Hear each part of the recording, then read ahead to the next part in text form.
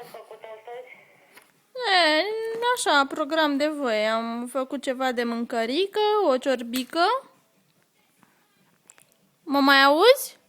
Da, da, da. Așa, am încălzit sarmalele Luanii.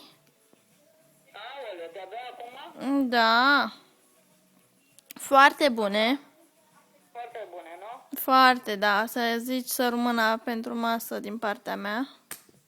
Aha, aha. Așa, și atâtic. Acum am dormit un pic.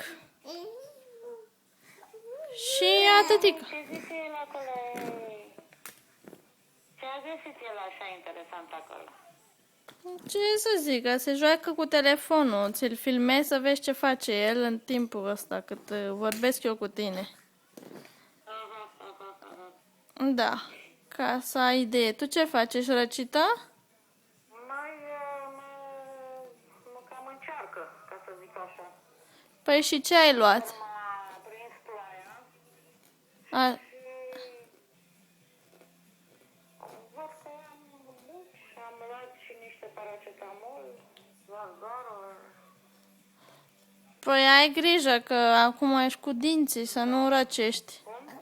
Zic că ești cu dinții, să nu răcești. Da, păi, ce să fac? Da. Tu? Să ai grijă, să iei ce trebuie. Păi eu paracetamol, ce să iau altceva? Faci și tu limonade, ceva, lămâi, eu știu. Aha, aha, aha. Habar n-am. Da, fac niște sucuri de alea. Da.